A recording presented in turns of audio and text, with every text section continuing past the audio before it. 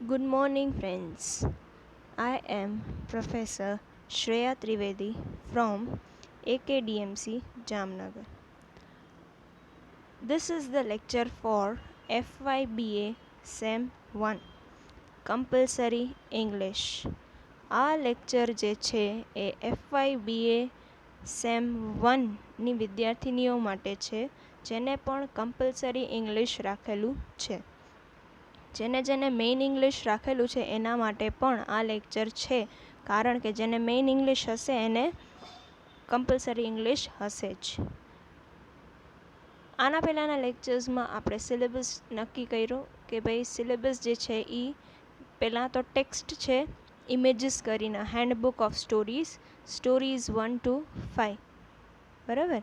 અને પછી 3 ગ્રામરના ટોપિક છે, જ્યાં પહેલું છે પાર્ટ્સ ઓફ સ્પીચ, બીજું છે ટેન્સીસ અને ત્રીજું છે વર્ડ ફોર્મેશન. આના પહેલાંના લેક્ચર્સમાં આપણે ગ્રામરના ટોપિક કમ્પ્લીટ કર્યો જે હતો parts of speech. In the previous lectures we have completed one of the grammar topic that is parts of speech. Now we are coming to the second topic that is tenses. હવે આપણે બીજા ગ્રામરના topic ઉપર આવીએ છીએ જે tenses છે. Parts of speech, tenses અને word formation ત્રણેય થઈને 30 માર્કનું પૂછાશે, એટલે each carries 10 marks. So overall the grammar will be asked for 30 marks and the rest 40 marks are from the textbook. Yes, so now tenses.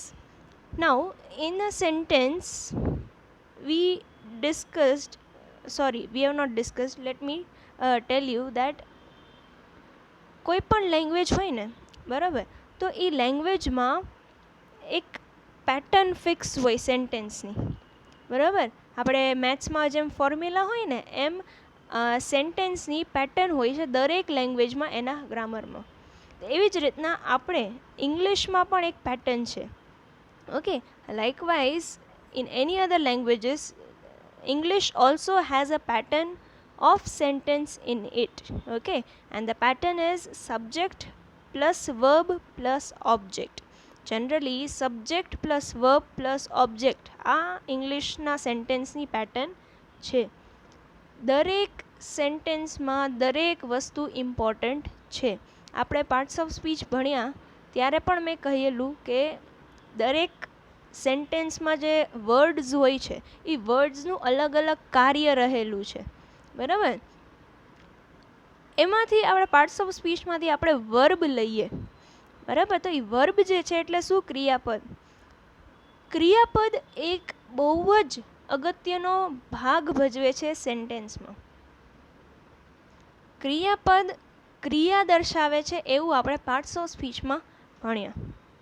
પણ ક્રિયાપદનું હજી એક અગત્યનું કાર્ય છે જે છે કાળ દર્શાવવાનું. In parts of speech we have discussed that verb shows the action in a sentence. That was one of the work or function of verb in a sentence. But another important function of verb in a sentence is to show the tenses. કાળ દર્શાવે છે, બરાબર. એટલે verb has tense distinction એટલે ભાગ, બરાબર. જે કાળના ભાગ છે ને એ વર્બ થ્રુ આપણે સમજી શકીએ છીએ. A verb may refer to present time, past time or future time. એક ક્રિયાપદ જ દર્શાવે છે કે એ સેન્ટેન્સ જે છે એ પ્રેઝન્ટનું છે, પાસ્ટનું છે કે ફ્યુચરનું છે. પ્રેઝન્ટ એટલે કે વર્તમાન કાળ, પાસ્ટ ટેન્સ એટલે ભૂતકાળ અને ફ્યુચર ટેન્સ એટલે ભવિષ્યકાળ. એક વર્બ જ છે એવું જે દર્શાવે છે કે જે ક્રિયાપદ છે એ દર્શાવે છે કે સેન્ટેન્સ જે છે એ કયા કાળનો સેન્ટેન્સ છે. Verb also refers to the action that is either continuous, perfect or perfect continuous, બરાબર. એવી જ રીતના એ કાળ દર્શાવવાની સાથે સાથે એક્શન પણ દર્શાવે છે કે ભાઈ ચાલુ શું કહેવાય કન્ટિન્યુઅસ ટેન્સમાં છે કે પછી પરફેક્ટ ટેન્સમાં છે કે પૂર્ણ રૂપમાં છે કે પછી પૂર્ણ રૂપમાં છે ઓર પરફેક્ટ કન્ટિન્યુઅસ ટેન્સમાં છે, એ આપણે દર્શાવે છે એ વર્બ છે. એટલે મેઇન અગત્યનું જો કોઈ પાર્ટ્સ ઓફ સ્પીચ હોઈ શકે છે તો એ વર્બ છે. મેં આની પહેલાં પણ કીધેલું કે કોઈ પણ સેન્ટેન્સ વર્બ વગર હોતું નથી. ક્યારેક એવું બની શકે કે નાઉન ના હોય, એડજેક્ટિવ ના હોય, કે પછી એડવર્બ ન હોય, કોઈ પણ ન હોય, પણ વર્બ વગર કોઈ પણ સેન્ટેન્સ તમને જોવા મળશે નહીં. કારણ કે વર્બ વગર કોઈ સેન્ટેન્સ આજ સુધી બન્યું છે નહીં. બરાબર. આપણે પહેલાં તો લઈએ પ્રેઝન્ટ ટેન્સનું. પ્રેઝન્ટ ટેન્સ એટલે કે વર્તમાન કાળ, જે અત્યારના ચાલે છે એ. બરાબર. એને આપણે ઇંગ્લિશમાં પ્રેઝન્ટ ટેન્સ કહીએ છીએ. એમાંનું પહેલું આપણે ભણીએ છીએ સિમ્પલ પ્રેઝન્ટ ટેન્સ. બરાબર. સાદો વર્તમાન કાળ. હવે એમાં 3 ટાઈપના સેન્ટેન્સીસ હોય છે. જનરલી આપણે 3 ટાઈપના સેન્ટેન્સ ભણીએ છીએ: એફર્મેટિવ, નેગેટિવ અને ઇન્ટરોગેટિવ. એફર્મેટિવ એટલે શું? પોઝિટિવ. કોઈ પણ પોઝિટિવ સેન્ટેન્સ, ઓકે, જેમાં કોઈ આપણે ગુજરાતીમાં એને હકારાત્મક કહીએ છીએ. જ્યારે નેગેટિવ એટલે નકારાત્મક અને ઇન્ટરોગેટિવ એટલે ક્વેશ્ચનવાળા સેન્ટેન્સ. બરાબર. Affirmative generally subject plus verb plus object હોય છે. નેગેટિવમાં subject plus do or does plus not plus verb. Do or does શું કામ? તો કે પ્રેઝન્ટ ટેન્સ છે એટલે, કારણ કે ડુ ડઝ જે છે એ પ્રેઝન્ટ ટેન્સમાં આવે. બરાબર. અને ઇન્ટરોગેટિવમાં do or does plus subject plus verb ને ક્વેશ્ચનમાં. આ સેન્ટેન્સ પેટર્ન તમને યાદ રહેશે તો તમને સેન્ટેન્સીસમાં કયો કાળ છે એ સમજવાનું બહુ ઇઝી રહેશે. હવે આના યુઝ શું છે? The simple present tense is use to express a habitual action. Okay, કોઈ આપણે એમ કહીએ ને કે રોજિંદી આદત જે છે એ દર્શાવી હોય કોઈ સેન્ટેન્સમાં, ત્યારે સિમ્પલ પ્રેઝન્ટ ટેન્સનો યુઝ થાય છે. Okay, if we want to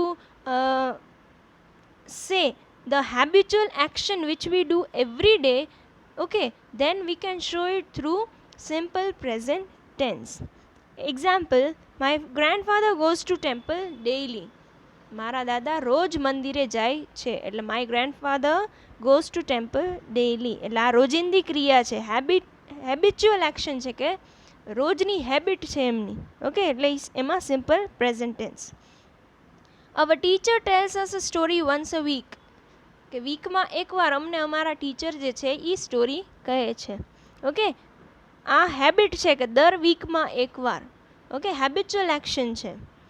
I always speak the truth. હું હંમેશા સાચું બોલું છું. જે આપણે આજકાલ ખોટું છે, આપણે કોઈ હંમેશા સાચું બોલતું નથી. બરાબર. But I always speak the truth. તો આ વસ્તુ જે છે એ હેબિચ્યુઅલ એક્શન દર્શાવે છે. એટલે આમાં સિમ્પલ પ્રેઝન્ટ ટેન્સ આપણે યુઝ કરવાનું રહેશે. બીજો એનો ઉપયોગ, બીજો યુઝ શું છે? The second use of simple present tense is the simple present tense is use to express a universal truth. Okay, કોઈ સનાતન સત્ય આપણે દર્શાવવું હોય તો આપણે એમાં પણ સિમ્પલ પ્રેઝન્ટ ટેન્સનો યુઝ કરીએ છીએ. સનાતન સત્ય, યુનિવર્સલ ટ્રુથ. 2 and 2 make 4. 2 ને 2 4 જ થાય, 2 ને 2 5 ન થાય. બરાબર. આ યુનિવર્સલ ટ્રુથ છે, સનાતન સત્ય છે, એટલે એમાં simple present tense. An honest man never tells a lie. એક પ્રામાણિક માણસ ક્યારેય જૂઠું બોલતો નથી. તો this is also we can say સનાતન સત્ય ઓર યુનિવર્સલ ટ્રુથ.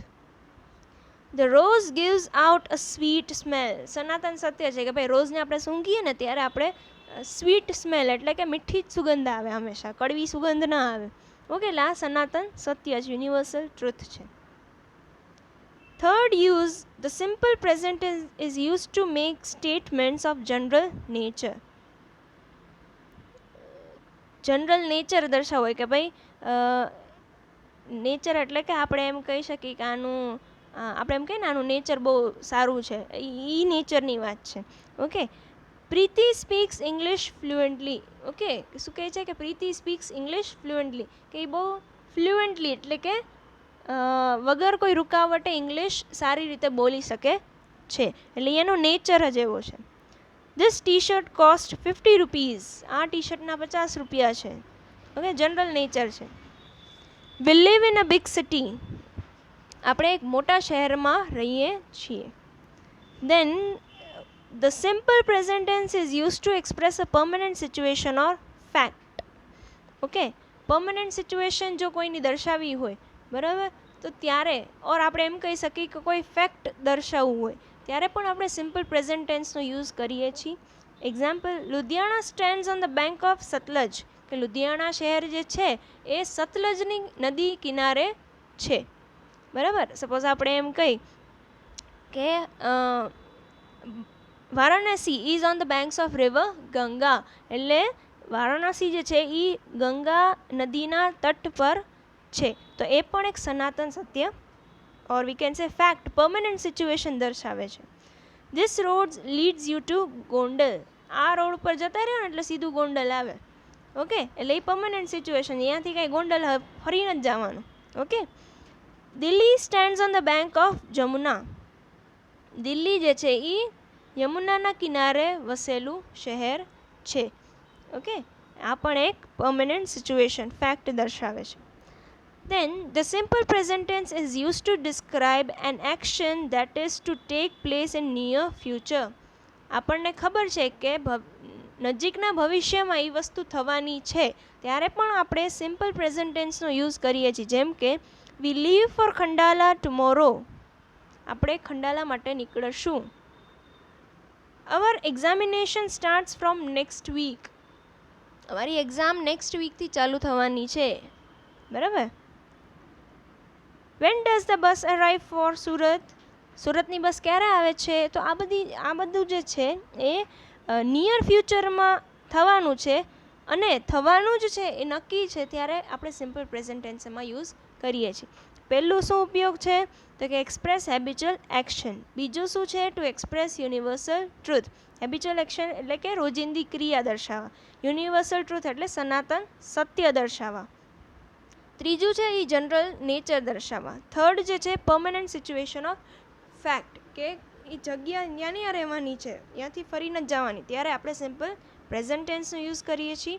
અને પછી છે નિયર ફ્યુચરમાં કોઈ વસ્તુ થવાની છે, બરાબર, ત્યારે આપણે સિમ્પલ પ્રેઝન્ટ ટેન્સનો યુઝ કરીએ છીએ. આપણે એક્સરસાઇઝ દ્વારા થોડું સમજશી. The bank opens every day at 10 in the morning, opens આવશે. બરાબર. પછી જે the soil absorb water very quickly, એબ્ઝોર્બનું એબ્ઝોર્બ જ રહેશે, પૂછાશે તમને આવી જ રીતના, એટલે આ જ એક્સરસાઇઝ મેં લીધી છે. બરાબર. એબ્ઝોર્બ એટલે કે આપણે જે માટી હોય ને, માટી, બરાબર, એ પાણી પી જાય. બરાબર, તો એ પી જાય છે ને, એ આપણે જે શુદ્ધ ગુજરાતીમાં કહીએ ને તો એને ઇંગ્લિશમાં એને એબ્ઝોર્બ કહેવાય છે. ઓકે, એટલે કે માટી જે છે એ પાણી તરત પી જાય છે, એટલે વેરી ક્વિકલી. પછી છે this kind of hesitation always dash great difficulty causes. Okay, this kind of hesitation એટલે કે આ હેઝિટેશન એટલે આપણે એમ કહી શકીએ કે કોઈ પણ વસ્તુને હિચકિચાહટ, આપણે હિન્દીમાં એને હિચકિચાહટ કહીએ છીએ. ઓકે, એટલે કે આવી હિચકિચાહટ ક્યારેક તમને મુશ્કેલીમાં મૂકી શકે છે. If China attack us again we must be able to fight back. જો ચાઇના આપણને અટેક કરશે, નિયર ફ્યુચરની વાત છે, બરાબર, તો આપણે સામું ફાઇટ બેક કરીશું. My father teachers in a schools, બરાબર, એ આપણે હેબિચ્યુઅલ એક્શનમાં પણ લઈ શકીએ, બરાબર, જનરલ નેચરમાં પણ લઈ શકીએ. તો my father teachers in a school. પછી છે these workers dash near hotel Ajanta. These workers works. શું કામ વર્ક્સ? કારણ કે વર્કર્સ છે, બરાબર, એટલે પ્લુરલ ફોર્મમાં વર્બ આવશે, એટલે works. I dash I think someone is knocking on the door. I think, E singular છે એટલે થિંકનું થિંક જ રહેશે, એટલે મને એવું લાગે છે કે કોક દરવાજો ખખડાવે છે. The sweeper dash twice a day here. The sweeper comes twice a day.